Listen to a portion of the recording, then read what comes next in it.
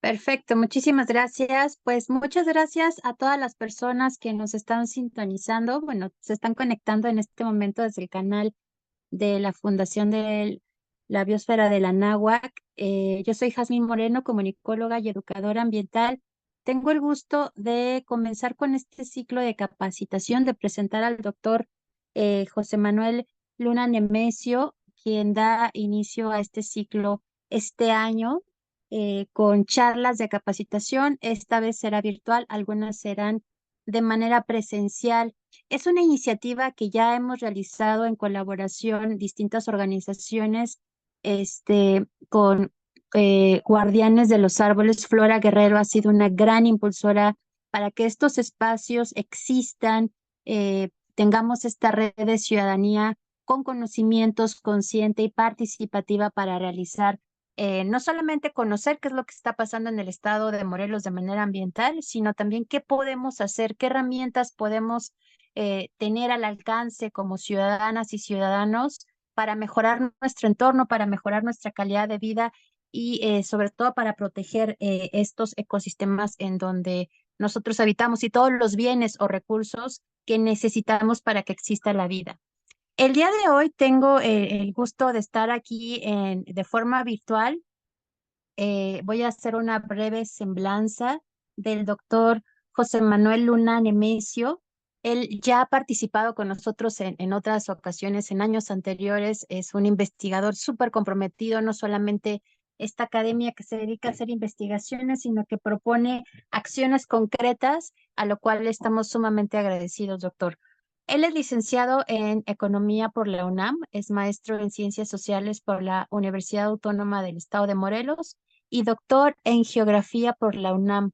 Del 2020 al 2023 fue beneficiado por el CONACYT para desarrollar una estancia postdoctoral en la Unidad Académica de Estudios de Desarrollo de la Universidad Autónoma de Zacatecas.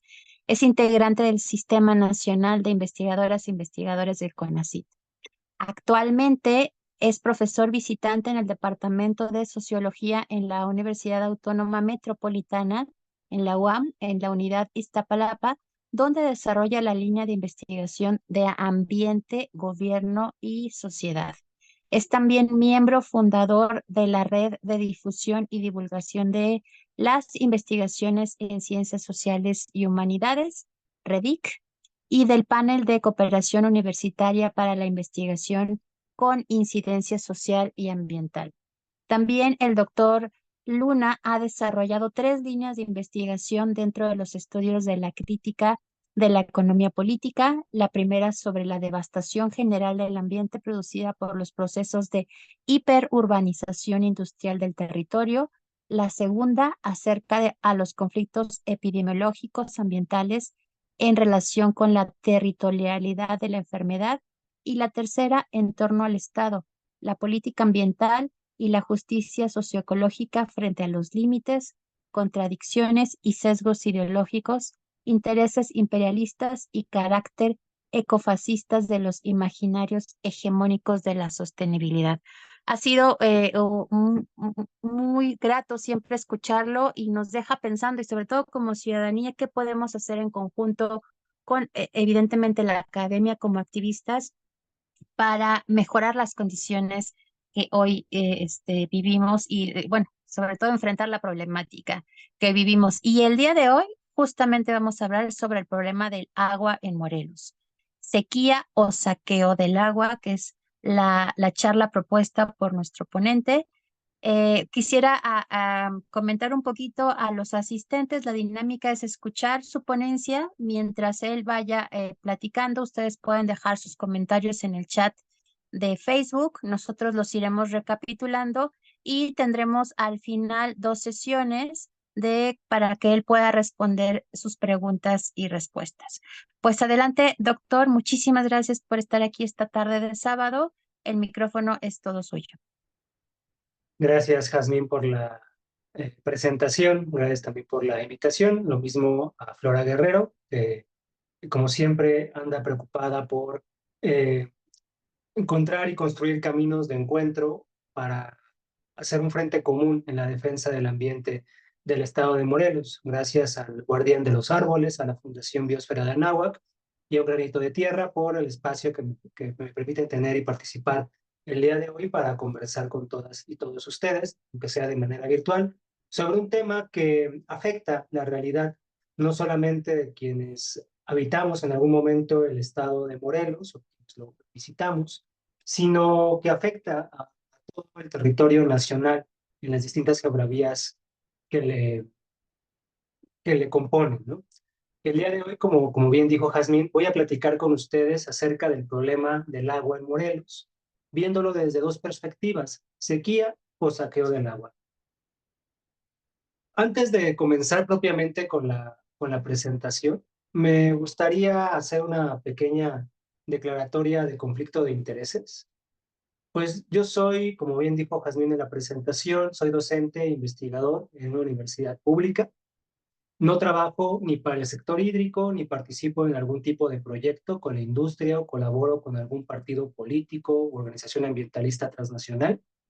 No hay ningún tipo de influencia entonces o sesgo por cuestiones económicas o políticas, más aquellas derivadas de mi origen, carácter y conciencia de clase. Por lo tanto, también aprovecho a hacer un deslinde de responsabilidades.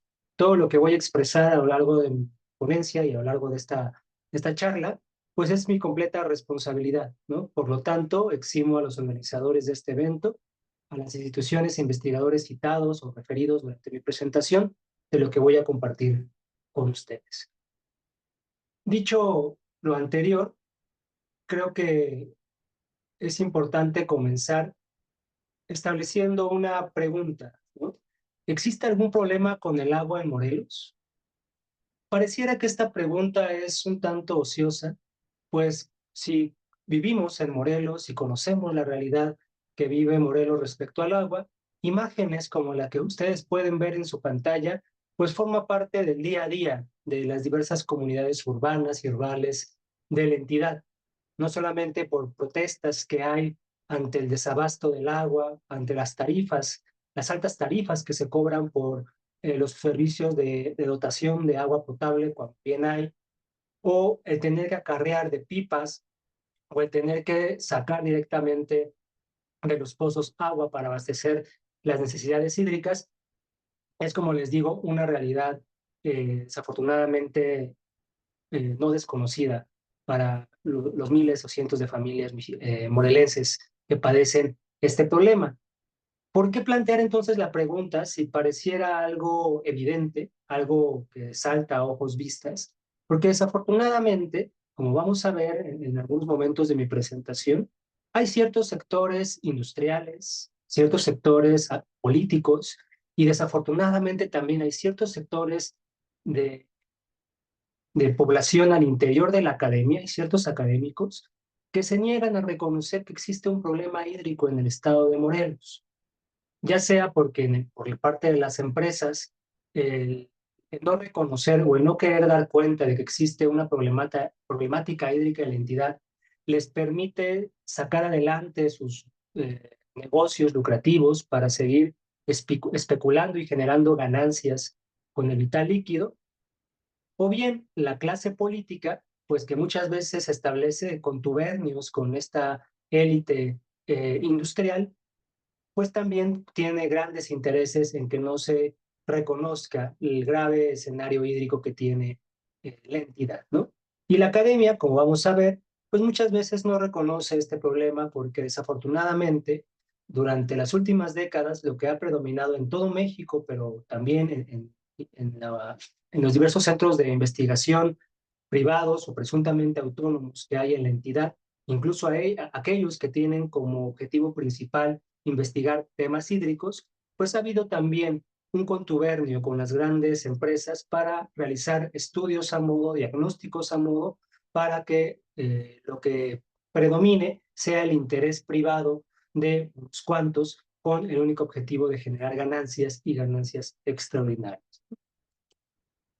Pero bueno, ya que podemos ponernos de acuerdo y entonces decir que existe un problema con el agua en Morelos, que todavía no hemos pasado a revisarlo en qué consiste, ¿no?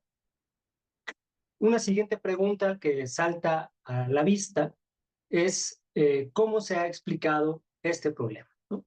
Si nosotros revisamos los medios tradicionales de comunicación, las redes sociales, cualquier noticia que haya acerca del problema hídrico en la entidad, pues se nos dice que es un problema de escasez, ¿no?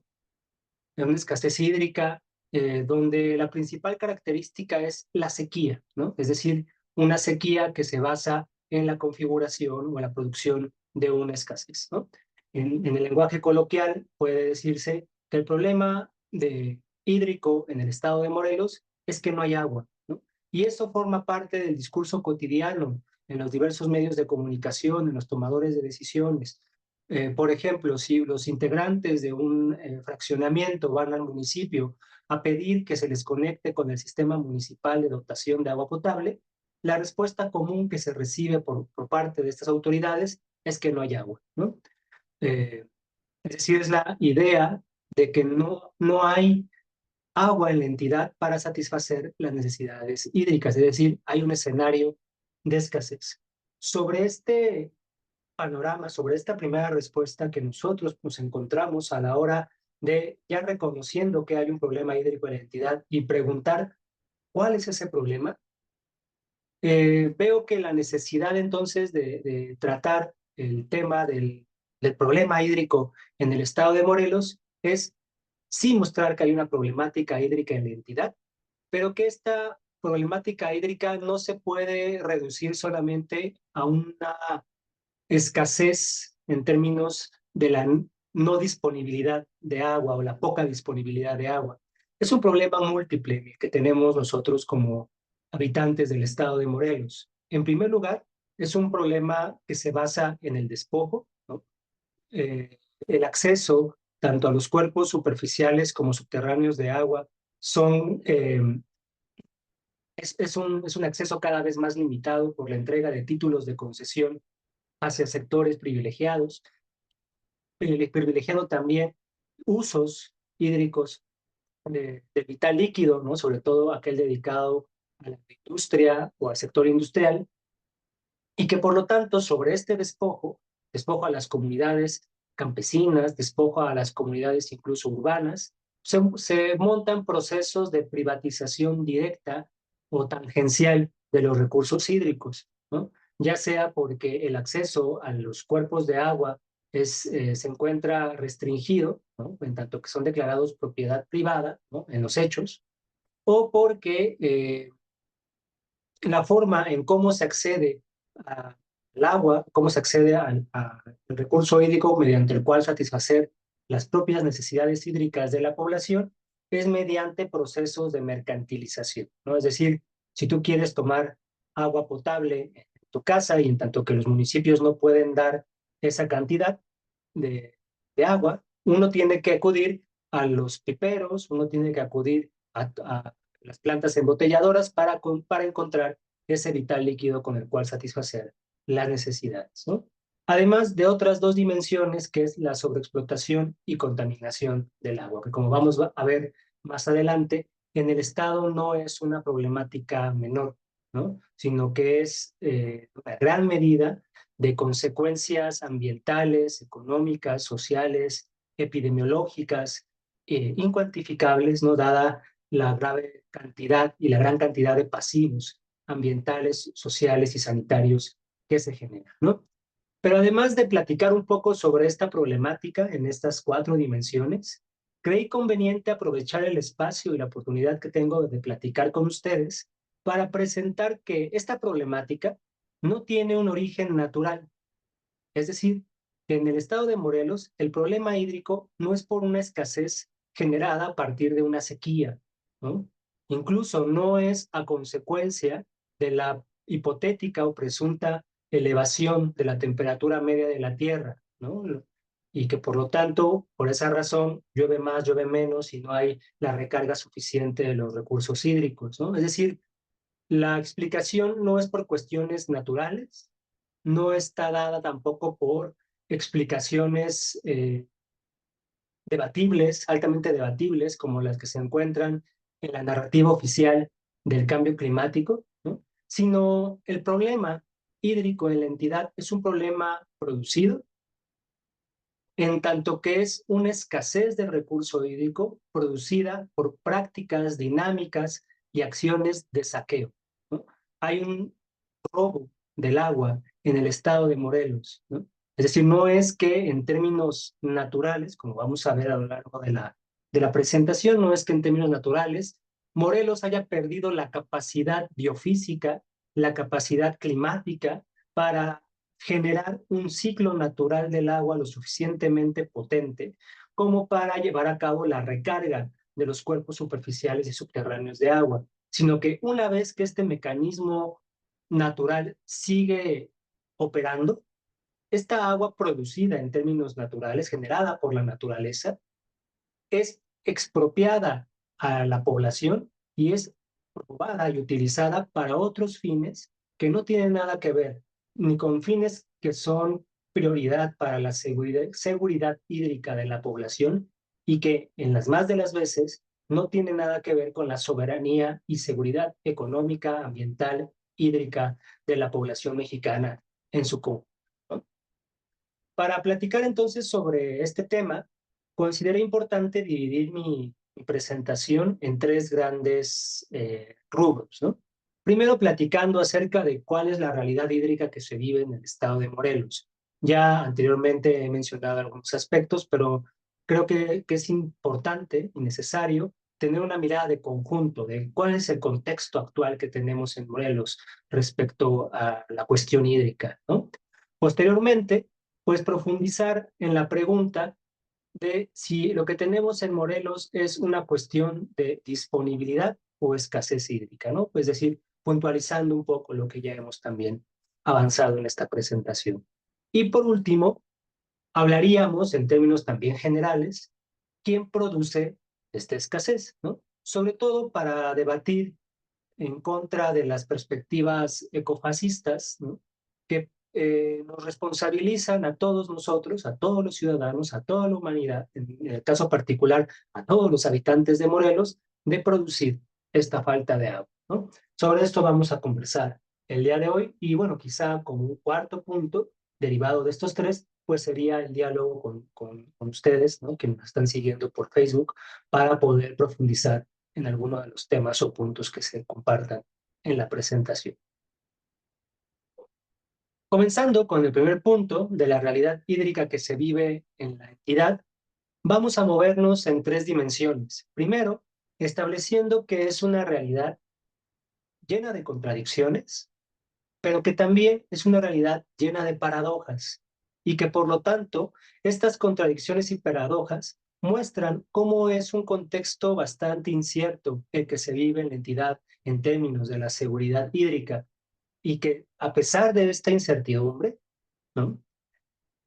La dinámica en la cual operan diversos actores económicos y políticos en la entidad, tanto locales como nacionales y extranjeros, es una dinámica movida por los caprichos. Hay una serie de caprichos que estos actores hacen valer con todo capricho a manera de berrinches y que les son comprados por los tomadores de decisiones a nivel gubernamental para que sus intereses se sigan sacando adelante. ¿Cuál es la riqueza hídrica que hay en la entidad, ¿no? Quizá las personas de 40, 50, 60 años o más que nacieron en el estado de Morelos o los padres de estas personas, los abuelos, pues hablar de la riqueza hídrica de Morelos les resulte algo muy cercano. Imágenes como las que ustedes están viendo en el lado izquierdo de su pantalla formaba parte de la cotidianidad de la vida social en la entidad. Grandes cascadas, ríos, achololes, apantles que atravesaban dibujando el paisaje hídrico en la entidad. Era común que en época de vacaciones de verano, ¿no? Las y los niños salieran a bañarse en estos cuerpos de agua, que las propias familias tomaran de aguas de estos cuerpos superficiales para abastecer sus necesidades, fuesen espacios de encuentro de la comunidad, de toma de decisiones, en tanto que eran al borde de estos ríos o o tomando como pretexto las diversas actividades agrícolas que se generaban por las propias temporales de lluvia en la entidad, eran espacios donde ocurrían las asambleas comunitarias para la toma de decisiones, ¿no? Es decir, la riqueza hídrica del estado de Morelos, si bien puede verse cartográficamente representada por un mapa similar al que están viendo en su pantalla, donde hay ríos, acuíferos, manantiales, ojos de agua, lagunas, lagos, ¿no? En realidad es una riqueza mucho más amplia, porque no solamente es una riqueza natural, sino es una riqueza política, una riqueza cultural, una riqueza de identidad de las y los morelenses, ¿no? No extraña también que el pasado histórico de la Revolución Mexicana haya nacido en el estado de Morelos, ¿no? Con el Ejército Libertador del Sur y su lema, la tierra y el agua, es para quien la trabaja. Tampoco se extraña que la mayor parte de movimientos de izquierda en las últimas décadas tuviesen un fuerte componente eh, comunitario de localidades del estado de Morelos. Es decir, no estamos ante un recurso natural más de tantos, ¿no?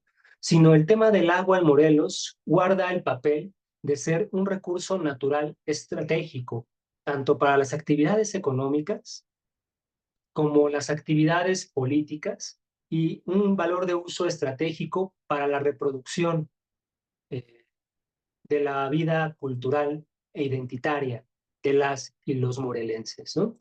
Sobre esta riqueza hídrica, pues vamos a platicar ahora cómo se presentan ciertas contradicciones.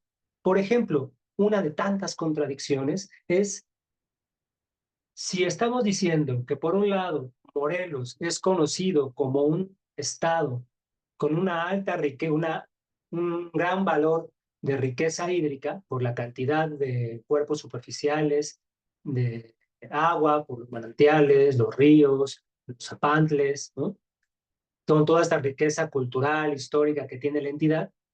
Lo contradictorio es que sea en esta entidad donde se presentan un gran número de conflictos socioambientales que tienen en el centro la defensa del agua.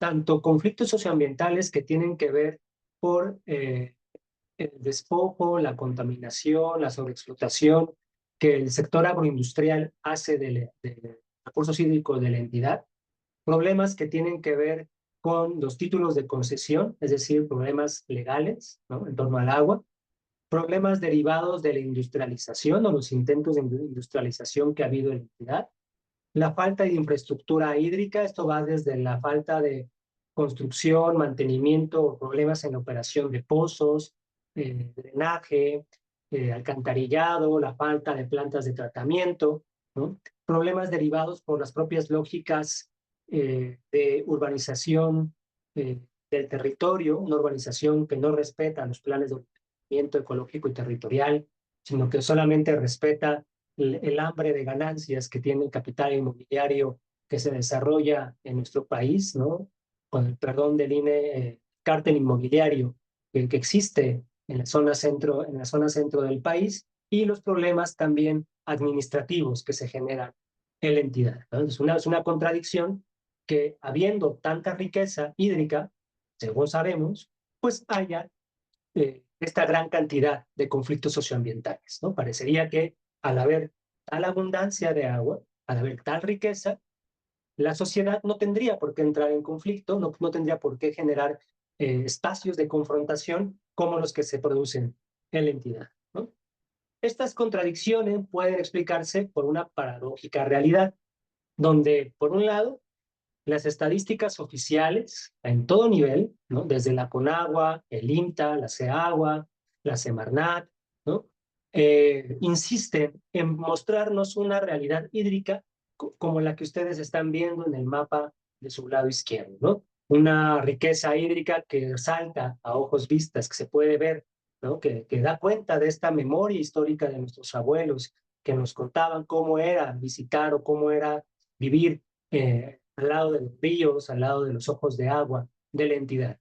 Sin embargo, la gran paradoja es que el estado de Morelos, lejos de ser ya el lugar de eterna primavera y ser el lugar de una gran riqueza hídrica, la realidad hídrica que se vive en la entidad está más cercana a la representada por la figura del lado de la derecha. Este mapa es un mapa que yo tuve la oportunidad de realizar con el apoyo de la Academia Nacional de Investigación y Desarrollo, ANIDE, junto con el equipo del ingeniero Víctor y la doctora Andrea Bolongaro, quienes nos apoyaron a obtener datos mediante un balance hídrico geoespacial para determinar cuál era la situación actual, en este caso de la recarga de los recursos hídricos subterráneos en la entidad, ¿no? Vamos a ver más adelante cómo las zonas que están en rojo, las zonas que están en naranja, son zonas donde la recarga del recurso hídrico tiende a cero, ¿no? Es donde ya no hay recarga de los recursos hídricos. Y vamos a ver cómo este panorama, ¿no? Este paradójico panorama, pues se asemeja más a la realidad, ¿no? Frente a este panorama que, digamos, llamémoslo por ahora de no disponibilidad de agua, aunque en realidad esto es un contradicto inmediato, ¿no? Hablar de una no disponibilidad es hablar de una escasez de agua, ¿no? De una crisis en la capacidad de recarga de los recursos hídricos subterráneos. Pues sobre esta riqueza destruida, esta riqueza despojada, pues se montan diversos caprichos tanto del sector inmobiliario que la entidad ha avanzado de tal manera, ¿no? De tal manera eh, voraz, sin freno, ¿no? Sin ningún tipo de contrapeso, ¿no? Hablando de contrapesos, que luego hay gente que le importa mucho los contrapesos, ¿no? A nivel político, pues el cártel inmobiliario no ha tenido contrapesos en nuestra entidad, en el estado de Morelos. Tan es así que la construcción del espacio urbano en el estado de Morelos dejó ya atrás las perspectivas y proyectivas urbanas de hablar de zonas urbanas, como pueden ser la zona urbana de Cuernavaca, la zona urbana de Jutepec, la zona urbana de Temisco, de Emiliano Zapata, de Xochitepec, o en el oriente, la zona urbana de Yautepec, de Cuautla, sino ahora, dado el crecimiento de esta mancha urbana, dada a los caprichos del propio sector inmobiliario y de los gobernantes que se han eh, hermanado con este cártel, ¿no? Que forman parte del cártel, pues se ha construido un espacio urbano que, articulándose con las supercarreteras que se han construido, con los libramientos, con las autopistas, se funden en lo que se ha denominado como un arco norte, ¿no? Hay un arco norte en el estado de Morelos, un gran arco urbano que totaliza el territorio de la entidad más allá de la separación que puede haber por la Sierra del Montenegro, por toda la Sierra Norte, ¿no? del Chichinautzin, es decir, toda la región poniente con la región de los Altos de Morelos y la región oriente ha quedado ya fusionada en un corredor urbano, ¿no? Que, digamos, es el primero de estos caprichos que estamos refiriendo. El segundo, que se articula con este crecimiento desaforado de las dinámicas urbanas en la entidad, está en los diversos intentos de volver al estado de Morelos eh, un sector, pero un estado de corte industrial, ¿no? Es decir, atendiendo a los caprichos de los grandes grupos de capital industrial, sobre todo del sector farmacéutico, del sector agroindustrial, del sector automotriz, ¿no? Morelos ha, mm, ha llevado a cabo en distintos momentos intentos frenéticos y cada vez más desesperados por volver a la entidad un polo de desarrollo industrial, lo cual en términos económicos, afortunadamente para la población que vive aquí en Morelos y en términos ambientales, no ha logrado consolidarse como un clúster todavía, como un corredor industrial. Todavía son polos desconectados. Tenemos el Parque Industrial de Cibac, tenemos el Parque Industrial Burlington, o Parque Industrial de Yecapixtla, ¿no? El Parque Industrial de Cuautla, todo ello operando con sus propias dinámicas de devastación ambiental, dinámicas de sobreexplotación de la naturaleza, dinámicas de sobreexplotación de la fuerza de trabajo, pero que no logran articularse como un corredor. Sin embargo, esto no ha frenado que las empresas que están allí operando si lograsen despuntar o consolidarse en sus distintas ramas productivas. Por ejemplo, si volteamos a ver a las empresas que hay en CIVAC, vemos empresas de alta consolidación económica e industrial, como puede ser la Nissan, ¿no?, que se articula con todo el complejo industrial que se lleva a cabo en Cuautla, ¿no?, lo cual ha derivado en que Morelos esté entre el tercer y quinto lugar a nivel nacional en la exportación de automóviles, ¿no? Incluso ya superando en algunos momentos a las plantas industriales que se encuentran en Puebla. Los caprichos se van acumulando porque ahora no solamente Morelos tiene que, la riqueza hídrica de Morelos no solamente depende de la actitud caprichosa del sector inmobiliario, del sector industrial, sino también depende de la irracionalidad con la que se han propuesto diversos megaproyectos en la entidad, siendo uno el proyecto integral Morelos, el cual sobre esta realidad hídrica que estamos viendo en el mapa de la izquierda, se ha propuesto construir una planta generación de energía de ciclo combinado con gas importado de Estados Unidos, ¿no?, mediante fracking, para llevar a cabo la producción de energía precisamente para abastecer a todas las industrias que buscan eh, adueñarse de la riqueza natural que hay en la entidad y avanzar en la superexplotación de la fuerza de trabajo morelense, ¿no? Otro ejemplo sería la minera cielo abierto que se busca hacer en el poniente de la entidad, en Xochitepec, ¿no? Es decir, estamos ante un tiempo de grandes contradicciones, paradojas, pero también de graves caprichos, ¿no?, del sector económico, que hasta el día de hoy en el estado de Morelos no encuentra un contrapeso político que le haga frente. El gobierno hasta el día de hoy en el estado de Morelos ha sido un gobierno entreguista que ha hecho todo lo posible por servirles en bandeja de plata a los diversos grupos de capital, ¿no?, incluso muchas de las veces de la mano del crimen organizado, les ha servido en bandeja de plata la riqueza hídrica de la entidad, ¿no? Sobre este panorama, pues nos encontramos con un cuento chino, el cuento chino de la disponibilidad hídrica en el estado de Morelos. Vamos a ver en qué consiste este cuento lleno de mentiras, ¿no? Para entender un poco el sentido en el cual se nos presenta un cuento acerca de que en Morelos hay agua en la cantidad y de la calidad suficiente, hay que recordar que la Conagua en nuestro país es la autoridad hídrica que se encarga de llevar a cabo la regulación en las cantidades de extracción, uso y saneamiento de las aguas nacionales.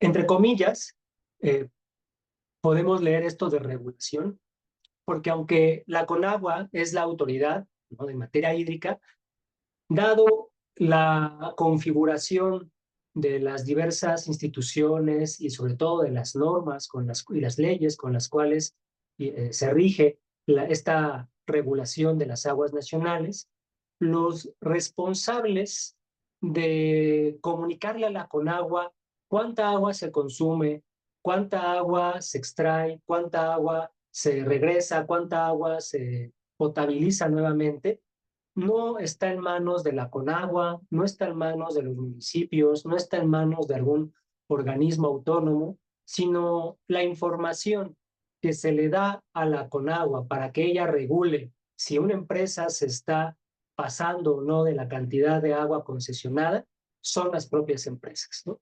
Es decir, por ejemplo, Coca-Cola, que está tanto en CIVAC o que está en Cuautla, ¿no?, con la embotelladora Las Margaritas, son estas empresas, propiedad de FEMSA, ¿no?, las que le deben de reportar mes con mes a la Conagua la cantidad de agua que están consumiendo, ¿no?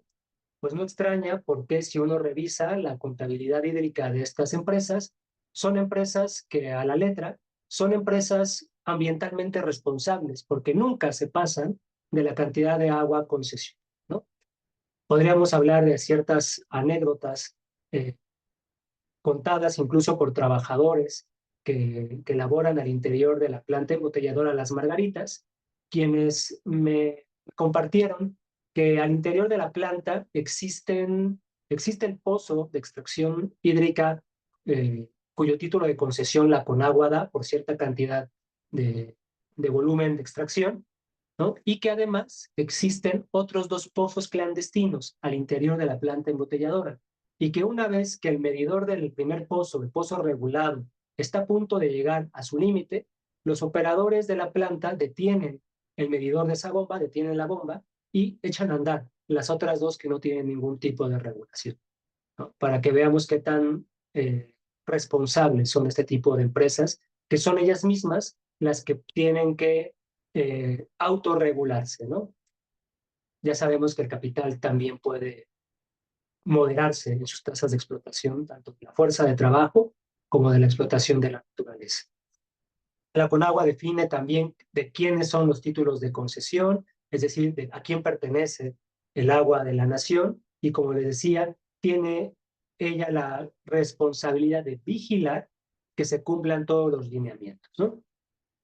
Para el tema de la charla, quizá valga la pena recordar que la Conagua es la autoridad responsable de realizar la contabilidad hídrica del agua disponible.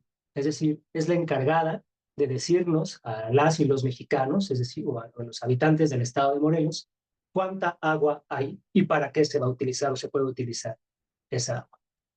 Si nosotros revisamos las estadísticas oficiales reportadas por Conagua, podemos ver que en cada uno de sus informes de disponibilidad, ¿no? Por lo menos a 2015, a 2018, que son los últimos informes que yo tuve oportunidad de ver, aunque no me extrañaría que la tendencia siga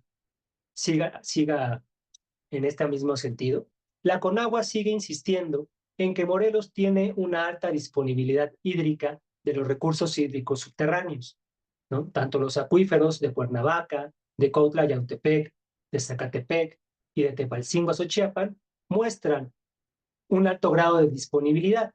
O en el caso del acuífero de Tepalcingo, podemos ver cómo la Conagua muestra primero en 2003 un abatimiento del acuífero, es decir, reconoce que hay un problema hídrico, pero después, 7 años después, mágicamente, pues por lo menos se puede decir que hay una recarga al punto de equilibrio del acuífero, es decir, que existe una recarga al mismo nivel del punto que se extrae ese recurso hídrico, ¿no? Pues más allá de lo cuestionable que puede ser la metodología utilizada por Conagua, más allá de la falta de actualizaciones de esta metodología o de los informes, pues resalta que para Conagua, Morelos no tiene una problemática hídrica, ¿no? Por eso, por eso comenzaba por ese punto en mi presentación, ¿no? Hay quienes con números, con modelos, con estadísticas, muestran que no hay ningún problema hídrico.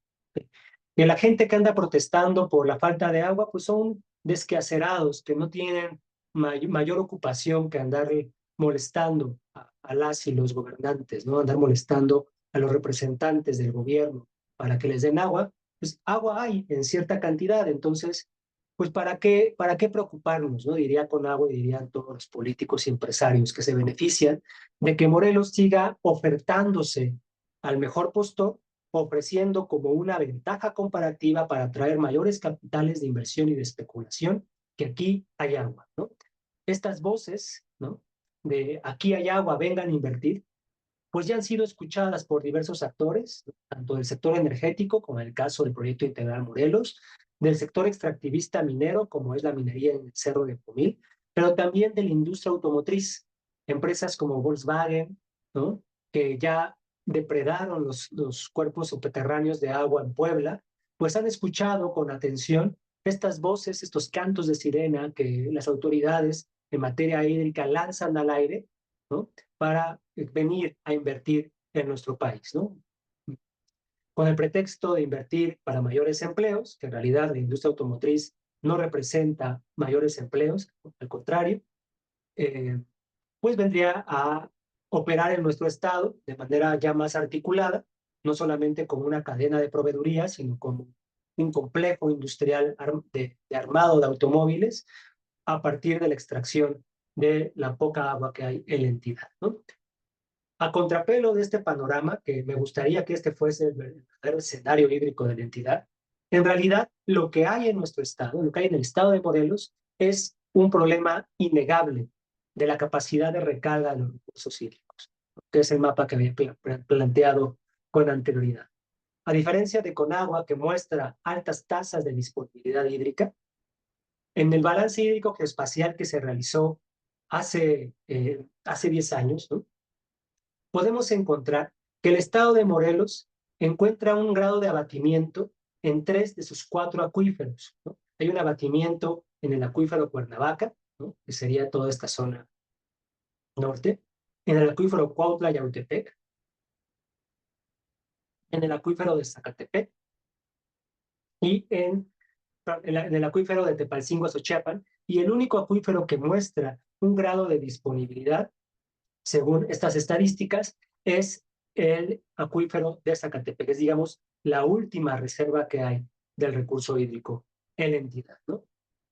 Con lo cual, podemos decir que el sistema hídrico del estado de Morelos, en lo que respecta a los cuerpos subterráneos y por lo tanto, en tanto que el metabolismo hídrico es uno solo, también los cuerpos superficiales de agua se encuentran actualmente devastados, se encuentran actualmente colapsados, ¿no?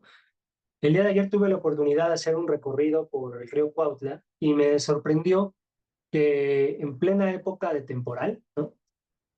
El río Cuautla en muchas de sus partes no crece más allá de 1 metro. Cuando platicando con campesinos del lugar, me relataban que hace 30, 40 años, ¿no? Hace 10 años, en estas épocas, con estos niveles de lluvia que ha habido, era normal encontrar desbordes del río que afectaban muchas veces las casas que se asentaban de forma irregular en las laderas del cauce, ¿no? Hoy en día, pues las casas pueden estar seguras porque, como les decía, el agua no crece más arriba del medio metro de altura, ¿no? Incluso días después de haber llovido como ha estado lloviendo en la entidad, ¿no? Esa es la crisis hídrica, esa es la falta de disponibilidad, esa es la escasez hídrica que se vive en la entidad, ¿no? Sobre esta crisis hídrica podemos platicar rápidamente de algunas otras cuestiones que considero importantes. Tenemos que en el estado de Morelos se producen zonas de nula disponibilidad, ¿no? Digo que esto es contradictorio, porque cuando hablamos de disponibilidad hablamos de que hay agua, ¿no? Es decir, son zonas de escasez hídrica, donde ya no hay agua para la extracción, ya no hay agua para la distribución y por lo tanto no hay agua para el consumo popular, urbano, en donde el problema hídrico que se genera se soluciona mediante mecanismos que violan el derecho de las y los mexicanos a acceder al agua en la cantidad y en la calidad suficiente, que es dotar mediante prácticas de tandeo, ¿no?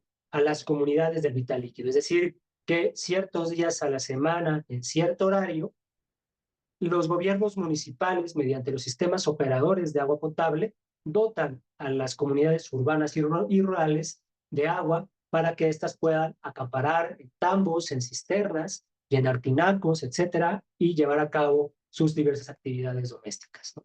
Esta violación al derecho humano al agua que implica la práctica por tandeo, pues es algo que se aplica solamente al sector popular, urbano y rural.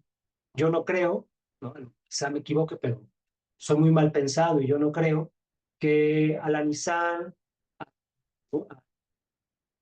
a Hilos de Yecapixtla, a Coca-Cola, a Continental, a Sangobain, pues los organismos operadores de agua potable, ¿no? Les doten agua por tandeo a estas empresas, ¿no? Que el gobierno municipal donde están emplazadas estas empresas, les doten por tandeo la cantidad de agua que necesitan las empresas, ¿no?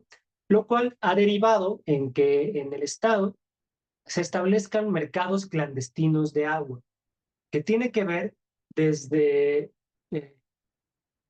toda una red de camiones cisterna, de camiones pipa, que extraen agua del río Cuautla, que se conectan a los pozos urbanos, llenando de manera clandestina y legal sus camiones cisterna, y que luego estas pipas van a venderlas a las distintas colonias que necesitan del vital líquido, ¿no?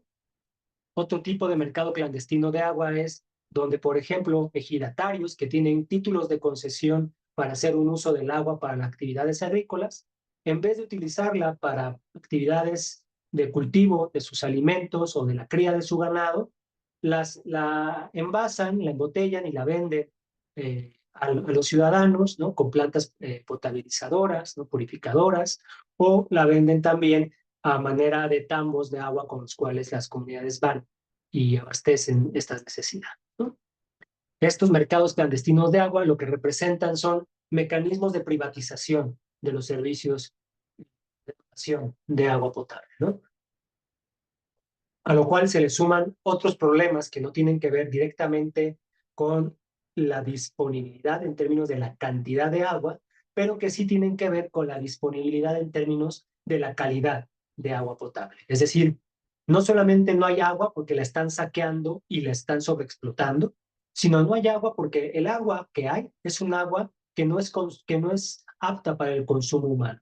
La falta de alcantarillado, de drenaje, de plantas de tratamiento, aunado a la alta contaminación que se genera por los residuos orgánicos, por la materia fecal de los excreta todo el sistema urbano en la entidad, toda la gran cantidad de microorganismos que hay presentes en el agua, sumado a toda la cantidad de agroquímicos que todo el sistema agroindustrial del estado de Morelos vierte de manera eh, irregulada en la entidad, pues genera graves consecuencias de contaminación, no solamente por residuos plásticos o residuos orgánicos, sino por sustancias químicas que son peligrosas, dados sus niveles de ecotoxicidad y toxicidad, ¿no?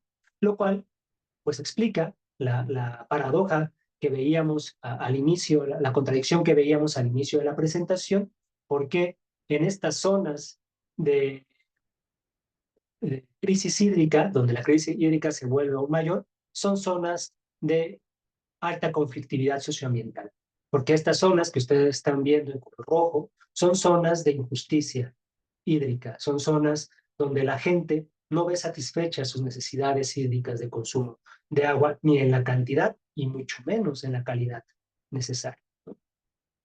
¿Quién produce esta escasez de agua en la entidad, ¿no?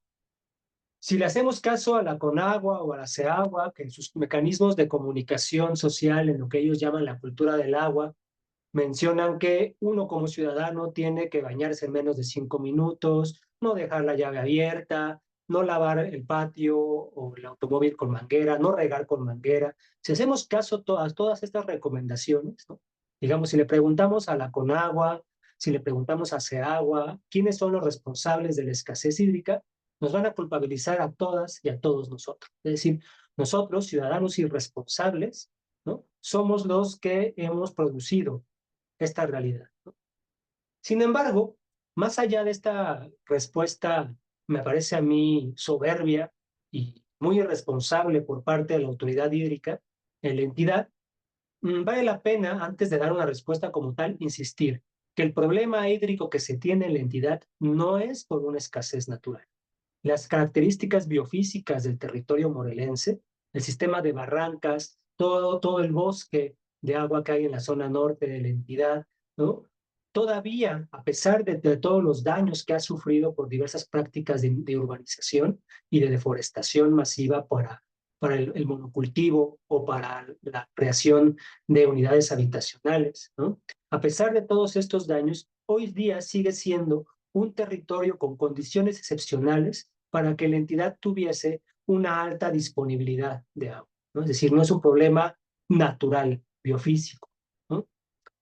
Y si bien eh, en los últimos años podemos ver cómo el tiempo de lluvias, los temporales han sido atípicos, ya sea porque son de corta duración o porque llueve menos o más cantidad de agua de la esperada, generando problemas de inundación o de sequía, ¿no?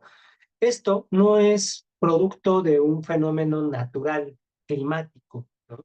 Como muchas veces se ve en los diarios o en los periódicos o en los noticieros, ¿no? Que hablan que la falta de agua en Morelos puede deberse al cambio climático y entonces cuando los industriales oyen hablar de eso, se lavan las manos porque ya no es su responsabilidad, sino ahora es el cambio climático, ¿no? Y ahí tienen a todos los ambientalistas luchando en contra del cambio climático cuando por detrás los que se están llevando en cisternas, los que están llevando en pipas, ¿no? En ductos, en acueductos, los que están llevando el agua, no es el cambio climático, sino son actores de carne y hueso que llevan a cabo procesos industriales verificables, testificables, como es la extracción de agua del subsuelo, de los cuerpos superficiales de agua, o que llevan a cabo prácticas de excreta de sustancias contaminantes.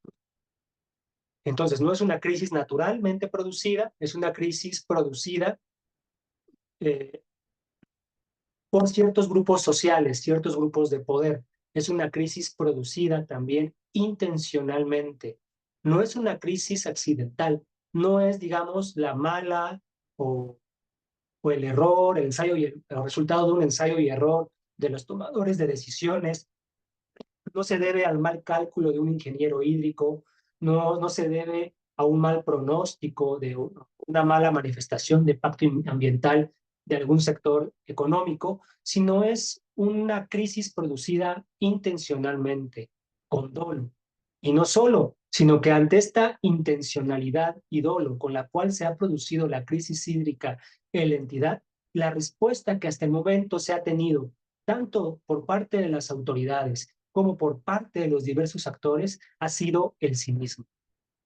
Es un cinismo con el cual las autoridades encargadas de la materia hídrica en nuestro estado le responden a las comunidades que van hacia las puertas a exigir que les den la agua en la cantidad, en la cantidad y calidad suficiente, que les piden que se respete su derecho colectivo a disfrutar un medio ambiente, ¿no? Ha sido cínico diciendo, pues, ¿cómo quieres que te dé agua si no hay?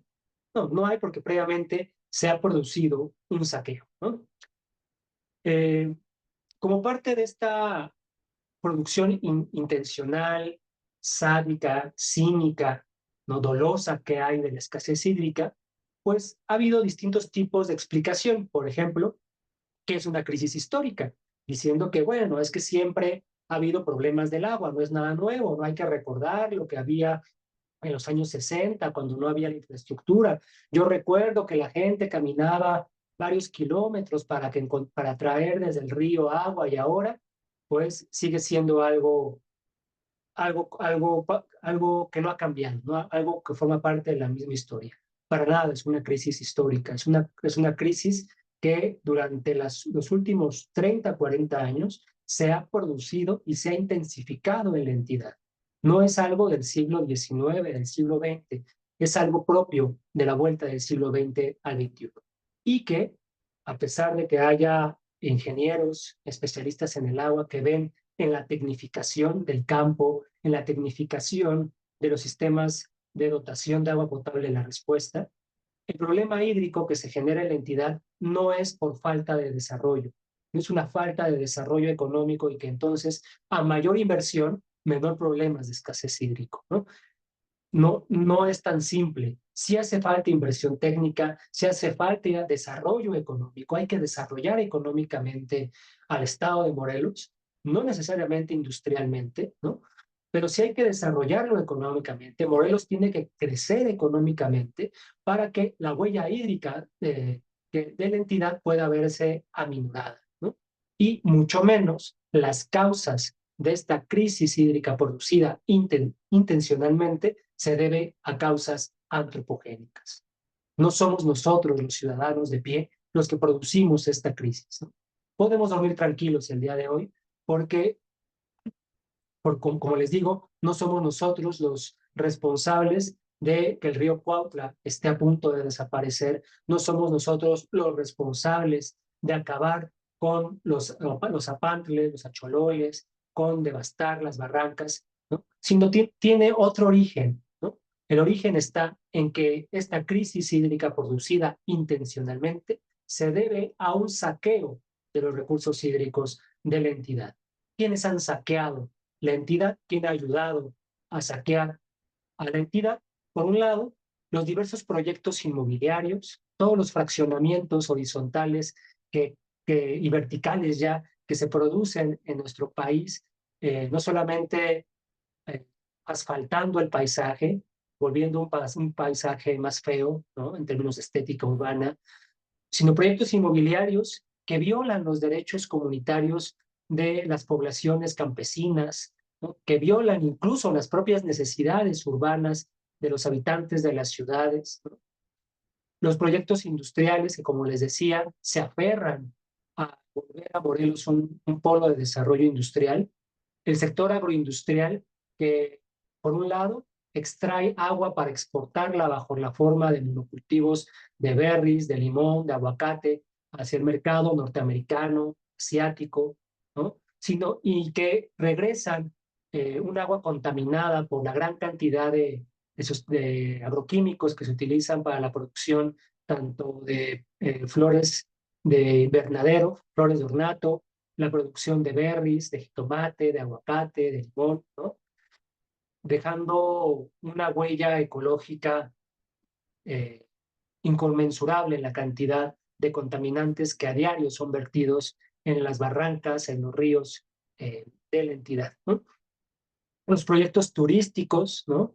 Desde un turismo hídrico, como puede ser que está detrás de parques acuáticos como el Rollo, como el parque acuático Harribor, propiedad de Six Flags, ¿no? Que siguen lucrando con el agua de la entidad, ¿no?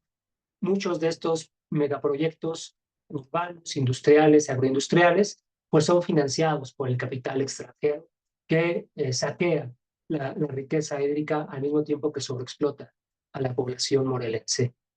Pero también este saqueo hídrico se debe por una modificación explícita y dolosa de la legislación nacional, estatal y municipal, tanto en materia ambiental e hídrica, para impulsar procesos de mercantilización de agua, pero toda esta modificación que ha habido a la normatividad local de agua se ha hecho para beneficiar los intereses de los diversos grupos de capital industrial, inmobiliario y financiero que siguen especulando hoy en día con la riqueza hídrica de la entidad. La modificación de las leyes ha llegado a tal punto que hoy por hoy empresas tan sustentables como Conagua, como Sangoban, como Continental, como la propia Nissan, como Hilos de Yecapixtla, como Zacatecas Silver, ¿no?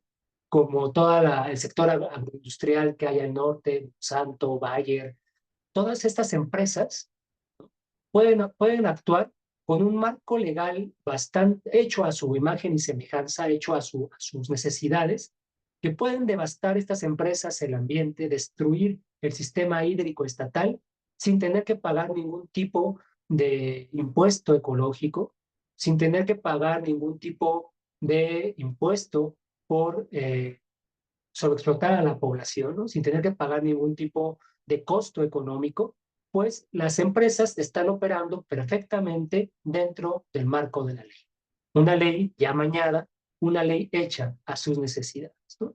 Y esto se explica porque ha habido un acuerdo que se presenta bajo distintas formas de corrupción entre los tomadores de decisiones a nivel gubernamental con representantes del sector inmobiliario, industrial, financiero, que buscan depredar la riqueza hídrica de Morelos, ¿no? Basta por pararse un día en la mañana a ver las mesas de restaurantes tan emblemáticos de Cuernavaca, como Las Mañanitas, como el propio Casa de Piedra, y se encontrarán ahí los escenarios de contubernio que hay entre los tomadores de decisiones a nivel gubernamental y representantes de la Cámara de la Industria que buscan precisamente asegurar que sus negocios sí tengan la cantidad de agua necesaria que hay para el sector, para el desarrollo económico, entre comillas, estatal, ¿no? Y lamentablemente, nosotros, los académicos, dentro de nuestras filas, tenemos a ciertos actores que terminan vendiéndose también al mejor postor, siendo este grupo de académicos que están parapetados en universidades y centros de investigación privados y públicos, los que constituyen la avanzada en Morelos de una ciencia neoliberal y mercenaria que lo que ha hecho es generar investigación y desarrollos tecnológicos, estudios de impacto ambiental a imagen y semejanza a las necesidades de las diversas empresas privadas, ¿no? Es decir, hay un sector de la academia en la entidad que desafortunadamente, aunque ellos mismos son los primeros en decirse que son objetivos, ¿no? Que son imparciales y que abogan y se rasgan las vestiduras por la objetividad científica y que la ciencia no tiene que tener un carácter político, son estos mismos actores los que juegan un papel político estratégico en el saqueo y la destrucción del sistema hídrico nacional, ¿no? Y antes de terminar, para escucharles a todas y a todos ustedes, una una cosa más que me gustaría compartirles, ¿no? ¿Qué podemos hacer? ¿No? Porque muchas veces este panorama, menos a mí cuando me voy enterando de más detalles de esta destrucción del sistema hídrico estatal, pues me deja como pasmado y parecería que el colapso y el apocalipsis hídrico está a la vuelta de la esquina y que ya no hay nada más que hacer, ¿no? Más allá de esta perspectiva, que a mí me parece bastante desafortunada pensar que todo está perdido y que lo que queda hacer es esperar el diluvio, ¿no? En realidad todavía hay bastantes cosas que hacer. No estamos todavía a tiempo de cambiar el rumbo que ha tenido la política hídrica en nuestro país y el cuidado de, del agua en la entidad, sobre todo ahora que en el Estado pareciera que la correlación de fuerzas al interior del gobierno estatal le parece inclinar más la correlación de fuerzas hacia el cuidado del ambiente, ¿no? Con la gobernadora electa. Para ello, para avanzar ante una recuperación del sistema hídrico, es necesario, en primer lugar, replantear el ordenamiento territorial y ecológico, para que tenga una perspectiva socioambiental, ¿no? No solamente ambiental o social, sino socioambiental, y que sea el, el gobierno estatal quien elabore un plan de ordenamiento ecológico y territorial eh, en conexión con el ordenamiento territorial que emane la federación, que este ordenamiento ecológico y territorial del Estado sea vinculante y que obligue a que todos los municipios presenten su plan de ordenamiento ecológico territorial específico. Actualmente es voluntario el que cada municipio tenga su plan de ordenamiento territorial. Esta realidad tiene que cambiarse, ¿no? Se tienen que llevar a cabo los cambios jurídicos para que los municipios se vean obligados a realizar un ordenamiento ecológico territorial democrático, abierto, plural, ¿no? En donde el Estado, el gobierno, el Ejecutivo, tenga un papel primordial en el diseño de las prioridades económicas que se han de proteger, tomando como base el bien común, el bien del pueblo, de la población, ¿no? Con lo cual, este replanteamiento, ordenamiento territorial, sería deseable que dejara por un lado, que dejara por un lado todos los imaginarios de los ODS, que dejara también a un lado todos los esquemas de gobernanza y que el Estado se comporte como Estado, marcando la ruta y la pauta de cuál debería ser la base de una política de desarrollo urbano, de cuál debe ser la base de una gestión del territorio, ¿no? Con base en las necesidades hídricas, no de un sector, no solamente de la economía, sino de la reproducción socioeconómica, socioambiental de la población morelense, ¿no? Tiene que haber entonces, derivado de esto, cambios en la construcción de infraestructura urbana industrial, lo cual pasa en términos del espacio urbano a que las ciudades se tienen que reverdecer, ¿no? La construcción de ciudades de ahora en adelante, no solamente en Morelos, sino en todo el país, tiene que estar marcado por lo verde.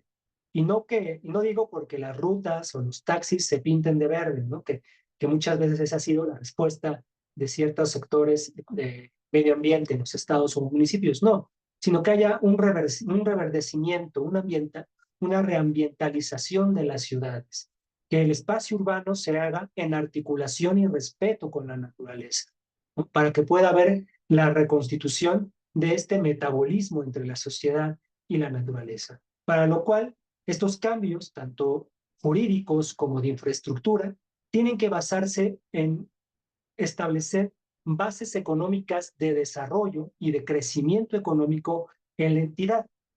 Nada más hay que ver cuál es la especificidad ambiental, histórica, eh, territorial de Morelos para llevar a cabo este desarrollo y crecimiento económico. A mi modo de ver y por lo que entiendo de lo que he estudiado sobre el estado de Morelos, el Estado podría ser la vanguardia en la recuperación del campo mexicano. Es decir, necesita haber un rescate de la vocación agrícola en el estado de Morelos. El crecimiento y desarrollo económico en la entidad se base en rescatar a los y las campesinos, ¿no? Rescatar la vocación agrícola en la entidad, lo cual implica separarse de la agroindustria, ¿no? Y fomentar procesos productivos agrícolas y ganaderos eh, que se llevan a cabo mediante la producción, el consumo y la venta de productos orgánicos, de productos e insumos orgánicos. Si queremos vigilar que toda esta transformación económica, jurídica, de infraestructura, de la vida urbana y rural del país, del estado de Morelos se lleve a cabo en cuidado del medio ambiente, debe existir un observatorio hídrico estatal que vigile que esto se esté haciendo, que el Estado sirva como Estado, que el gobierno haga su tarea de gobernar y dirimir e intervenir entre las distintas partes que se pueden ver afectadas por un proyecto económico, por una obra de infraestructura hidráulica, ¿no?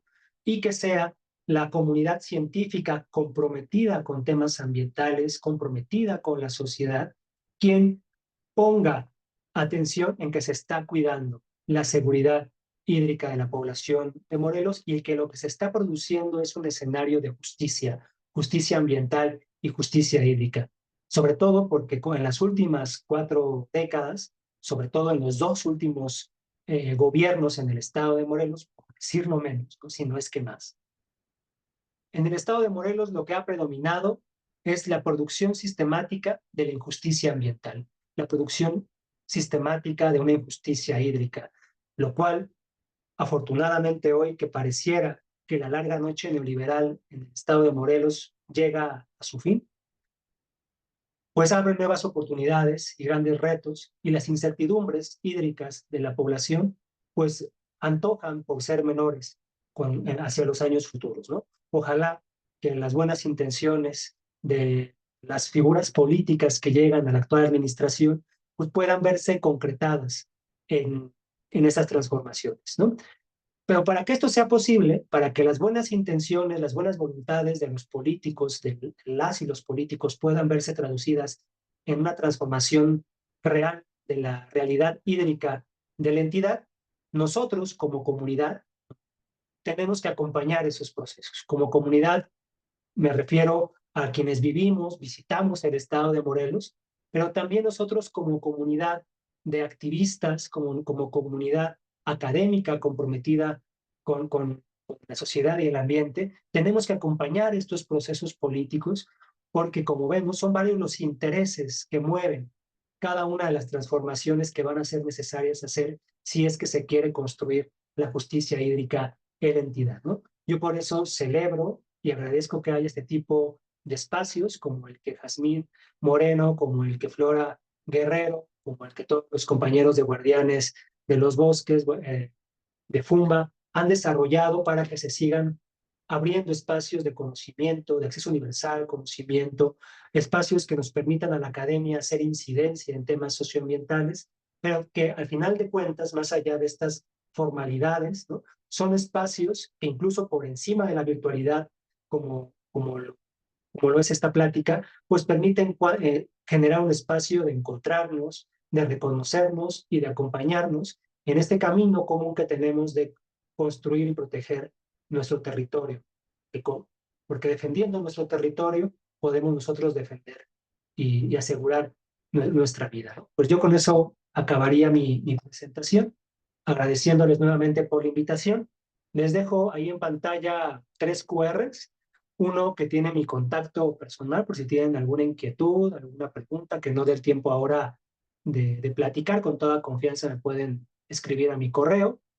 También está un QR donde pueden ustedes descargar un libro que tuve la oportunidad de publicar hace un par de años, donde profundizo en los aspectos que aquí he pasado de manera panorámica acerca de la sustentabilidad y economía política del agua en Morelos, ¿no? Viendo las relaciones de poder y los problemas que hay en términos de la contabilidad hídrica llevada a cabo por Conagua. Y por último, otro QR que les ha de llevar a temas que pueden ser de su interés, ¿no? Pues muchas gracias y pues de regreso al micrófono a así los moderadores. Muchas gracias, doctor José Manuel. Siempre es un privilegio poder escucharte. Nos permites reflexionar sobre nuestro papel como ciudadanas y ciudadanos, tanto que seguir reaprendiendo y accionando en nuestro papel. Y gracias siempre como tan generoso compartiendo tus saberes de una manera accesible para la gente y que estás dispuesto al diálogo en poder colaborar desde la academia y desde las trincheras en donde cada uno estamos. Hay varios comentarios, me gustaría hacerlos por bloques, no quiero omitir ninguno, creo que todos son muy importantes, mencionan pues puntos muy específicos, unos más operativos, unos más filosóficos o políticos, y los voy a ir mencionando conforme fueron publicando, ¿te parece bien? Y los voy colocando como dedos por temática, a ver si no omito alguno. El primer comentario que tiene que ver un poquito más con el tema del acceso y la infraestructura al agua, nos comenta Sabrina Pani en torno a lo que ocurre, ella desde su percepción como habitante en Morelos, que en Cuernavaca y que no está bajando el... Bueno, ella observa que hay un problema en la infraestructura, ¿no? Un problema en la infraestructura para acceder al agua, siempre hay muchas fugas. Esto que comentabas sobre la industria inmobiliaria, ¿no? Y cómo de alguna manera los territorios se han modificado muchas veces con este desconocimiento de la ciudadanía. Y bueno, ella hace una crítica específica de cómo dejar, no permitir que exista más desperdicio de agua. Me voy a ir un poquito más para abajo. Tenemos también el otro comentario de Enrique Viveros Mora. Doctor José Manuel Luna, me parece que hay que buscar que el papel de Conagua cumpla con la función de ser regulador del uso del agua. Y me voy a detener un poquito en el que viene. Lo comenta Lucía Calleja, compartes un cuestionamiento de la narrativa popular del cambio climático. Introdujiste el término ecofascismo. ¿Podría hablar un poquito más de eso? Argumentas que un enfoque en el cambio climático exime de responsabilidades a los intereses particulares que están saqueando el agua del Estado, pero me parece que la narrativa del calentamiento global no está necesariamente peleada por el análisis que nos has compartido hoy. ¿Por qué necesariamente sequía o saqueo? ¿Por qué no sequía y saqueo? Parece que la comunidad científica global ha establecido que en efecto existe el cambio climático y que esos procesos van a representar para nuestra geografía un incremento en las temperaturas y sequía. ¿Qué evidencias conoces que se opongan a esos análisis? ¿Qué significa que un acuífero muestre un grado de abatimiento? Gracias por tu esperanzador de la plática que podemos hacer. Conocemos actores en el Estado que están trabajando. Y bueno, me voy a cerrar ahorita con estos tres comentarios y ahorita comento los otros. Gracias, Jazmín.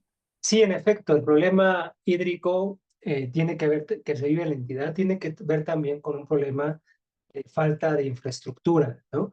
Y esta falta de infraestructura a la vez es resultado de la falta de inversión pública, porque en la razón principal por la cual no ha habido el mantenimiento al drenaje, el mantenimiento a los pozos, por cual no ha habido mantenimiento a las plantas de operación de agua potable en la entidad, pues no responde, como les decía, a un mal balance administrativo de los gobiernos locales, municipales o del Estado, sino ha sido una práctica, ha sido una política pública de no financiamiento, precisamente para abrir los diversos mercados clandestinos, irregulares de agua y abrir procesos de privatización y mercantilización del agua.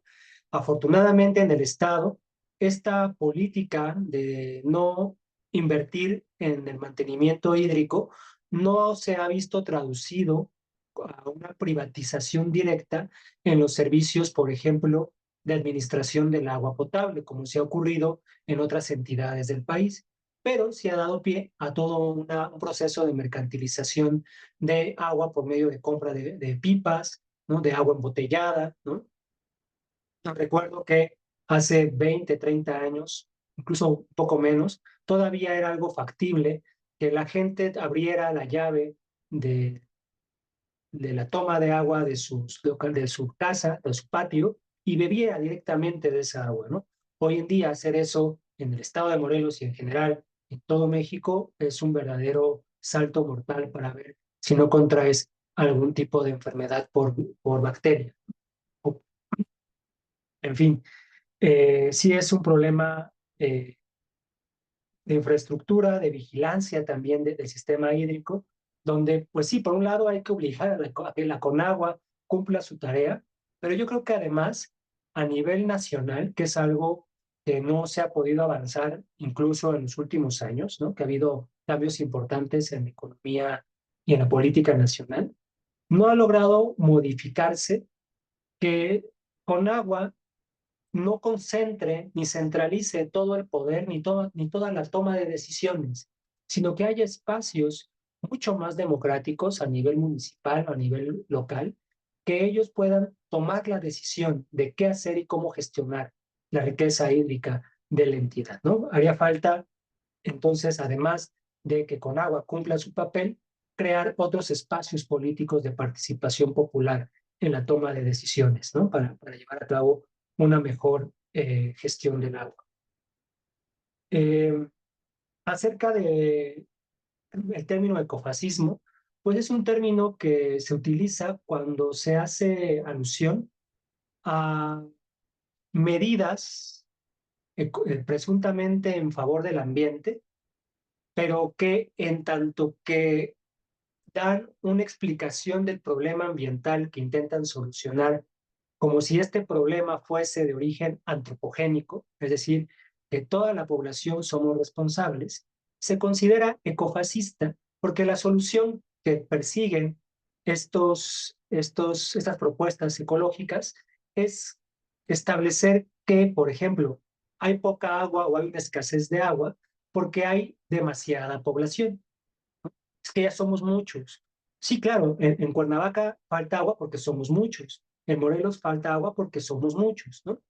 Es decir, que el problema no es un problema económico, no es un problema político, no es un problema de falta de infraestructura derivado de una política pública para producir una escasez hídrica, sino es un problema de las y los mexicanos que nos reproducimos irracionalmente. Por lo tanto, la respuesta es mucho más sencilla que una política pública, que una modificación al marco jurídico, que un desarrollo tecnológico e innovación. La respuesta es exterminemos población, ¿no? Ya sea enfermándola, ya sea empobreciéndola para que se muera de hambre, o mejor, hacer campañas de esterilización, ¿no? Para que la gente haga una buena planificación familiar y que no tenga hijos, ¿no? Es decir, la población es el problema, hay que tener entonces actitudes fascistas, ¿no? Y hay que bajar esa población sobrante, ¿no? Lo que se le olvida decir a estas perspectivas ecofascistas es a quién está considerando como población sobrante. ¿Quiénes son los que sobramos? Para ver a quiénes son los primeros que hay que exterminar, ¿no? A quiénes vamos a meter en estos campos de concentración modernos, ¿no? A quiénes vamos a enfermar, ¿no? Con alimentos o con vacunas para que no se sigan reproduciendo y que mejor aún dejen de depredar los recursos hídricos, ¿no? O como dicen los imaginarios hegemónicos de la sostenibilidad, que la gente que sobra, ¿no? Deje querer ver satisfechas sus necesidades humanas y que le dé oportunidad a las generaciones futuras de que ellas sí, generaciones futuras que no existen y que todavía no sabemos si van a existir, pero que ellas sí en el futuro satisfagan sus necesidades, ¿no? Si ahorita la gente necesita agua, es no, hay que guardar esta agua para las generaciones futuras. Sobre la narrativa oficial del cambio climático, es todo un tema, todo un gran debate que hay, ¿no? Que a diferencia de lo que dice la narrativa oficial, para quienes ya es una verdad dada de la cual hay que santiguarse y pobre de aquel que llegue a cuestionar las hipótesis y los escenarios propuestos por los expertos del cambio climático, ¿no? Falta decir, esto es palabra del IPCC. A diferencia de esto, existe todo un debate científico entre quienes, por un lado, elaboran modelos, elaboran escenarios, hipótesis de que la temperatura de la Tierra ha tenido un cambio nunca antes visto en la propia historia climática de la Tierra, bastante soberbia su, su percepción, ¿no? Pero que este cambio tiende solamente al sobrecalentamiento, ¿no? Por otro lado, hay otro grupo de científicos que tienen sus propios modelos, sus propias hipótesis, ¿no? Sus propias estadísticas históricas que muestran que el actual sobrecalentamiento planetario no es más que un ciclo en la historia climática de la Tierra. Por ejemplo, que hay temperaturas por encima de la media actual, ¿no? Que cada año o cada verano, según estos imaginarios hegemónicos del cambio climático, es el año más caluroso. ¿No? Existen otras investigaciones que tienen cifras que la temperatura en el planeta ha llegado a ser 3 o 4 grados por encima de lo que hay actualmente, sobre todo en el continente europeo, y que no ha tenido las consecuencias catastróficas que se anuncian, ¿no? Ya si quisiéramos hablar de cuáles son las consecuencias psicosociales, psicoemocionales que se pueden derivar de presentarnos un escenario catastrófico de una emergencia climática ante la cual hay que actuar sí o sí, ¿no? Hay que tener voluntad de actuar, pues ya podríamos hablar de qué es lo que el ser humano puede permitir ante esta situación de emergencia, ¿no? Entonces, más allá de que si existe cambio climático o no, yo lo veo como un gran debate. Hay unos que sí dicen y hay otros que no dicen. Yo, como científico y científico social, no tengo los elementos para posicionarme en uno u otro lado. Me parece un escenario bastante incierto. Por lo tanto, yo creo que es bastante riesgoso entrar y poner las manos en la lumbre, tanto por un lado como por el otro. Quizá más por el lado del IPCC, porque si volteamos a ver la propia historia del panel intergubernamental de expertos en el cambio climático, vemos cómo en su interior no solamente participan científicos, participan representantes de la industria teleinformática, ¿no? Muchos de ellos que tienen negocios en las llamadas energía limpias.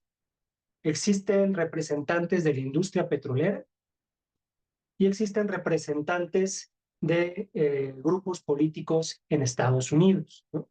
Entonces, a mí eso ya no me suena a una argumentación científica y en lo personal a mí me hace desconfiar un poco de las recomendaciones que hace el IPCC, sobre todo por las implicancias geopolíticas e imperialistas que se pueden devenir de eso. Por ejemplo, el IPCC ha advertido que se tiene que llevar a cabo una urgente, inminente, irrenunciable transición energética, que las economías deben desfosilizarse. Bueno, eso es una buena finalidad, pero imagínense, para un país altamente dependiente del petróleo como lo es México, si se decretara el fin del uso de la energía basada en la quema de combustibles fósiles, ¿no? Para acatar las recomendaciones del IPCC. Vean, piensen en la gran cantidad de pobres que eso generaría, en tanto que todos los programas sociales que actualmente el gobierno lleva a cabo, ¿no? Como Jóvenes Construyendo el Futuro, Sembrando Vida, todo el apoyo a los adultos mayores, se basan en las ganancias que Pemex obtiene por la venta de petróleo. Podríamos también entrar y ver qué tan ecológicas son las energías limpias, ¿no? Recuerden que el cambio climático, bajo esta narrativa oficial, pues sataniza la generación de dióxido de carbono, ¿no? Porque según ellos esto es lo que está destruyendo el ambiente, ¿no? También hay un gran debate entre que hay científicos que dicen que sí, hay científicos que dicen que no, que al contrario, las altas concentraciones de CO2 le están dando un respiro al, al planeta Tierra, en tanto que fomenta la fotosíntesis y fomenta la carga de carbono del área vegetal del planeta. Pues es todo un debate, ¿no? Que sería interesante adentrarse, ¿no? Pero bueno, esta narrativa dice que es el CO2 el que genera el sobrecalentamiento planetario y que por lo tanto hay que renunciar a los combustibles fósiles, ¿no? Revisando la huella de carbono de fuentes alternativas de energía, como es la energía solar, vemos que la huella de carbono de los paneles de energía solar es mayor a la huella de carbono que se genera con el uso de combustible fósil, ¿no? Entonces, todos estos matices, ¿no? Todas estas características que tiene la narrativa oficial del cambio climático, que cada vez que yo la veo, veo más la confrontación de grupos de poder, ¿no? Sobre todo al interior de Estados Unidos, ¿no? Grupos geopolíticos de la industria petrolera, con la industria teleinformática, con representantes de la energía nuclear, ¿no? Ya no hablemos de enfrentamiento geopolítico entre China, Rusia y Estados Unidos. A mí me parece un tema bastante eh, más político que científico, ¿no? Y más económico y político que ambiental, ¿no? Entonces, por eso yo, cuando estudio temas ambientales, me he visto obligado a mantenerme un poco alejado de la narrativa oficial del cambio climático, ¿no? Pero es verdad que algo está pasando con el clima, ¿no? Es innegable, como es innegable la crisis hídrica, también es innegable que algo está sucediendo con el clima. Pero lo que está pasando con el clima no es un cambio, no es que el clima esté cambiando, no es que el clima se esté sobrecalentando, sino que el clima está coloquialmente vuelto loco. Hay una crisis climática, ¿no? El clima está puesto en crisis. ¿Por el CO2? Yo no sé, no creo, ¿no? Hay un debate. ¿Por el ser humano? No, eso estoy seguro que no es el ser humano, ¿no? Hay una crisis climática. ¿Por qué? Por los procesos de hiperurbanización, de hiperindustrialización, de deforestación, ¿no? Del territorio. Que eso sí es evidente, eso sí es innegable. Cuando uno ve a una maquinaria arrasando los bosques, uno no necesita tener modelos estadísticos, proyecciones, escenarios a futuro para ver el daño ambiental que se está causando. Cuando uno pasa por Cibac a las 2 o 3 de la mañana y ve los vapores de colores que salen de las alcantarillas, uno no necesita que los expertos vengan a decir que Cibac está contaminando a la población de Jutepec, ¿no? Es algo evidente. Lo otro, dejémoslo a los especialistas, ¿no? Yo creo que en términos de defensa del ambiente hay que avanzar a paso seguro, con enemigos claros, ¿no? Con procesos de destrucción ambiental que son claros, ¿no? Y que no sean hipótesis y que mucho menos sean a partir de consensos, ¿no? Por mucho tiempo la humanidad tenía el consenso de que el Sol giraba alrededor de la Tierra. Eso mostró que los consensos, ¿no? No siempre son apegados a la verdad, ¿no? Pues eso yo comentaría con esta primera ronda de intervenciones.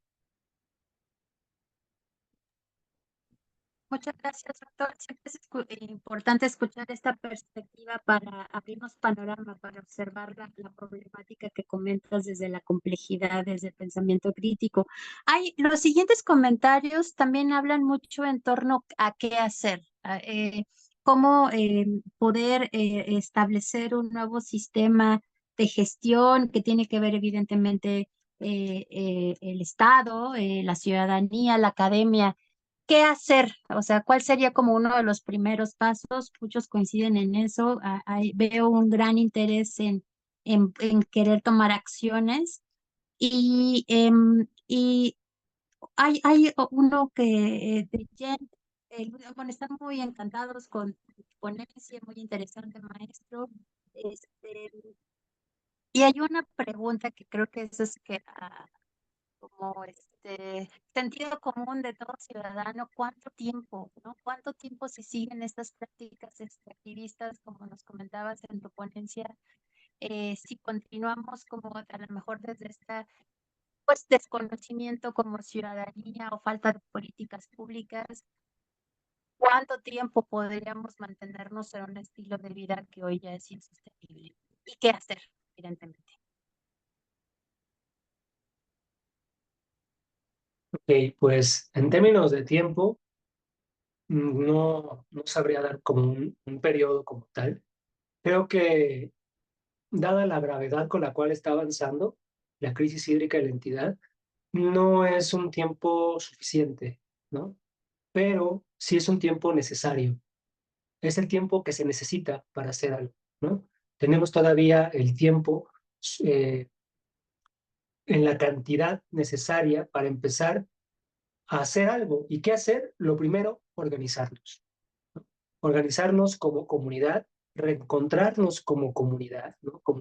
Teniendo un punto en común, que es la defensa del agua, y más allá de los colores de partidos que tengamos, más allá de los ideales, más allá de las aspiraciones, de las identidades que tengamos, el punto en común, identidades culturales que tengamos, eh, lo común está en que todos dependemos del agua, todos los ciudadanos, ¿no? Y que del otro lado tenemos a empresarios, a políticos, ¿no? Que van a defender unos intereses privados que son contrarios a los que tenemos nosotros como sujeto social, colectivo, organizado. Por lo tanto, la realización de estrategias y medidas tienen que partir de nosotros. No esperemos a que un político bien intencionado dé una solución, ¿no? Ayudémosle a formular esa solución. Que sea la sociedad civil, entre comillas, sociedad civil, que sea la comunidad, mejor dicho, que sea la comunidad organizada quien le proponga a los tomadores de decisiones cuál es la estrategia a seguir, ¿no? Ya los tomadores de decisiones sabrán cómo traducir esta necesidad y esta propuesta colectiva y comunitaria la traducirá en términos normativos, institucionales, presupuestales, pero que nosotros como sociedad nos organizamos, que organicemos comités regionales, locales, vecinales, de discusión sobre el tema hídrico, ¿no? Sobre cuáles son nuestros problemas hídricos que tenemos, ¿no? Y entonces que se vayan generando después comités por colonia, comités por municipio, comités por región, hasta que haya un gran encuentro de comités a nivel estatal y que sean estos los que orientan las necesidades hídricas a las autoridades, ¿no? Ese es uno de otro de muchos caminos que tiene que haber. La autovigilancia es muy importante, ¿no? Nosotros como ciudadanos de a pie sabemos quién se está robando el agua, sabemos quién está contaminando, sabemos qué empresa no está cumpliendo con la ley. Entonces, que vigilemos y denunciemos, ¿no? Sé que esto resulta como algo difícil de hacer, sobre todo dado el grado de impunidad, corrupción que hasta el momento priva en las instituciones del Estado de Morelos, pero yo tengo grandes esperanzas en los meses que vienen, en los años que vienen. Para Morelos, ojalá que, que se pueda establecer una sinergia entre el gobierno entrante y la población para que pueda precisamente destrabarse eh, la elaboración de muchas estrategias, ¿no? La respuesta de qué hacer no es algo dado, no es algo hecho, es algo que se construye, ¿no? Que se hace paso a paso, día con día, ¿no? Y porque por lo tanto tendrá muchas contradicciones, muchos avances, muchos retrocesos, pero que al final del día tendrá una gran experiencia, la gran experiencia de que la comunidad del estado de Morelos volverá a ser un referente en la defensa de la tierra, en la defensa del agua, para el resto de entidades del territorio nacional. Muchas gracias, doctor José Manuel. Creo que lo que nos acabas de comentar responde también otras preguntas que tiene que ver justamente con la participación. Y una de las soluciones o de las acciones que hacer que tú bien mencionabas es conocer, organizarnos, conocer y específicamente en el municipio en donde vivamos, conozcamos los programas de ordenamiento ecológico y territorial y participemos en los comités, no estemos al tanto de ello, porque también de ahí implican muchas acciones para atender la problemática del agua que hoy nos has compartido. Pues no sé si quisieras dar un mensaje final antes de poder presentar tu reconocimiento.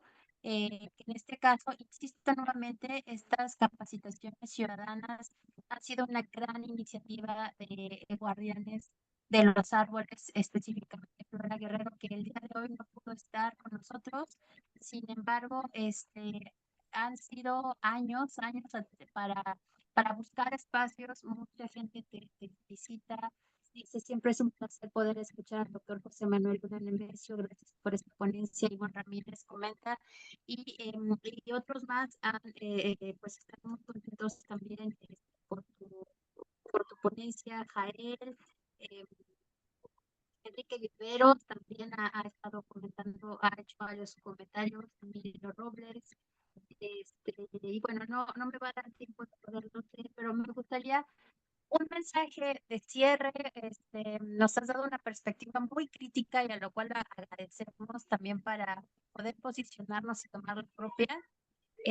Pero eh, adelante, un mensaje de cierre y ahorita proyectamos tu reconocimiento. Gracias, Jazmín. Pues no me queda más que reconocer el trabajo que han hecho Guardián de los Árboles, la Fundación Biosfera de Anáhuac, Un Granito de Tierra, tú misma y sobre todo también la inalcanzable labor que ha llevado a cabo Flora Guerrero desde muchos años en la defensa del territorio, lo cual lo hace no solamente por medio de su propia acción, ¿no? De estar ahí siempre en, ¿cómo se llama? En primera línea de fuego, ¿no? Defendiendo los árboles, defendiendo el medio ambiente, sino también su labor en crear este tipo de espacios para que nos encontremos. Yo creo que es muy importante el reunirnos y el vernos cara a cara, aunque sea mediante el Zoom, pero para que veamos que nuestras necesidades, nuestras inquietudes, nuestros intereses no son propias, individuales, solamente mías, ¿no? Sino que son parte de una colectividad que se preocupa, una colectividad también que sufre las consecuencias en carne propia de vivir en un medio ambiente devastado, ¿no? Pero que, por otro lado, el lado esperanzador está en que esta comunidad de afectados hídricos, de afectados ambientales, pues somos una comunidad también de actores de cambio, de actores que podemos hacer algo. Hay bastante que hacer, el tiempo no está perdido, el barco no está hundido, el apocalipsis no está como destino final, sino todo lo contrario, se abren grandes tiempos de cambio, hay un principio de esperanza vigente todavía, de que podemos volver a poner en, en alto, en términos ambientales, el nombre de nuestro estado, que nuestro estado vuelva a ser un referente en términos de protección de la naturaleza, del agua, ¿no? Y que bueno, insisto, esto solamente se vuelve posible si nosotros llevamos a cabo una acción no individual o no solo individual, sino sobre todo colectiva, ¿no? Que nos organicemos colectivamente a distinta escala y que acompañemos los cambios históricos y políticos que se llevan a cabo, tanto en el país, pero sobre todo en el contexto estatal, para que podamos avanzar un paso más hacia la utopía de vivir en un mundo más justo, más, más verde, ¿no? En términos ambientales. Pues eso. Muchas gracias, doctor José Manuel. Pues en lo que se proyecta tu reconocimiento, quiero agradecer a Feroz, que estuvo en la transmisión, a Luis, que está bueno, que está detrás de bambalinas, a las compañeras, a las guardianas, a Fabi, a Salia, a Luna y evidentemente pues también todos el equipo de Fumba, a todas las guardianas de los árboles y el equipo de Un Granito de Tierra por esta primera transmisión virtual. Seguiremos realizando más, ya estén atentos y pendientes, sean virtuales, presenciales, en las redes de estas organizaciones. Y bueno, aquí tenemos tu reconocimiento a Guardianes de los Árboles, la Fundación de la Viva de la Náhuac y Un Granito de Tierra otorgan el presente reconocimiento a Dr. José Manuel Luna Nemesio por su destacada ponencia titulada El problema del agua en Morelos, sequía o saqueo hídrico, en el ciclo de conferencias para la ciudadanía de capacitación del Estado de Morelos, hoy 3 de agosto del 2024. Lo firma Flora Guerrero y en breve te lo haremos llegar, y esperamos también verte físicamente y darte un abrazo. Gracias a todos los que estuvieron en esta sesión. Gracias nuevamente, doctor, a todos los que comentaron. Esperemos si te pudieras dar un tiempo a revisar. Hay unos comentarios muy extensos, muy buenos que sí requieren como un diálogo más profundo. Ojalá te pudiera pedir siempre por generosidad, por compartir saberes y tus conocimientos para todas. Digo que sí, muchas gracias a todas y a todos.